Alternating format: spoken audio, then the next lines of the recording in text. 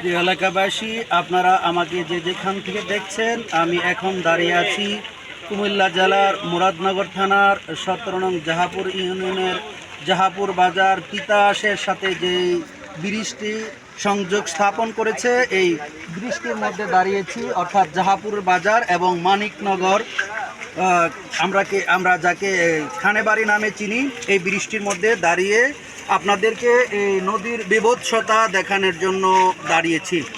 আপনারা যেখান থেকে আমাকে দেখছেন, আপনাদের সকলকেই শুভেচ্ছা জানাচ্ছি। আমাদের এই দেশ কিংবা বিদেশে, প্রবাস কিংবা দেশে যেখান থেকে তারা দেখছেন, আপনারা সকলে এই বিষয়টি একটু লক্ষ্য করবেন। আমাদের পাশের বাড়ির যে ম্লেচ্ছ জাতি কুকুরটা আমাদেরকে পানিতে ডুবিয়ে মারার চিন্তা ভাবনা করেছে, আমাদেরকে নদীর বাঁধ ছেড়ে দিয়ে ভেবেছে যে বাংলাদেশকে কি করবে, তলিয়ে দিবে।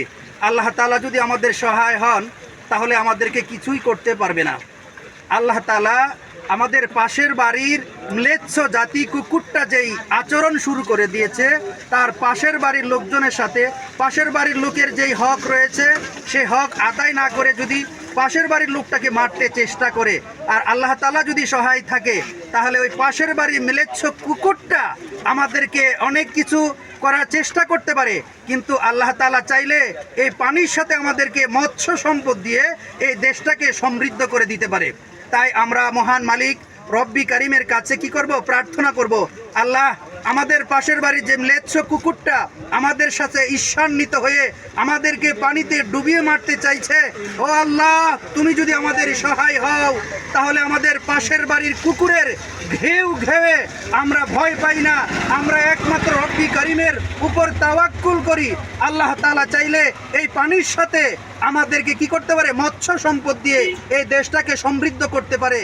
আর পাশের বাড়ির যে ম্লেচ্ছ কুকুরটা আমাদেরকে পানিতে চুবিয়ে মারতে চাইছে, আল্লাহ আপনি যদি আমাদের সহায় হন, তাহলে আমাদের কিছুই করতে পারবে না।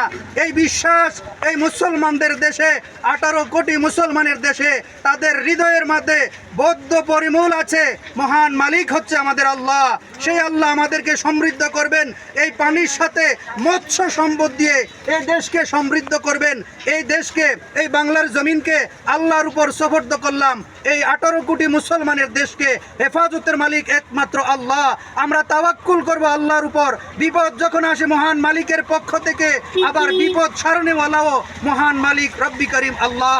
আমরা শুধু এইটুকুই প্রার্থনা করব, আমাদের পাশের বাড়ির ম্লেচ্ছ কুকুরটাকে যেন আল্লাহ তাআলা হেদায়েত দেয়। আর যদি হেদায়েত না থাকে, আমাদের সাথে ঈর্ষান্বিত হয়ে আমাদেরকে যে পানি দিয়ে মারতে চাইতেছে, আল্লাহ যেন তাদেরকে চিরতরে ধ্বংস করে দেয়। এই প্রার্থনাই মহান মালিকের কাছে রাখলাম। আর এই দুই পাশের মানুষদের যাতে আল্লাহ তাআলা হেফাজত করে, সকলকে মহান মালিক রব্বি কারিমের কাছে সুপর্দ করে আজকে এখানেই শেষ করছি। আসসালামু আলাইকুম ওয়া রাহমাতুল্লাহি ওয়া বারাকাতুহু।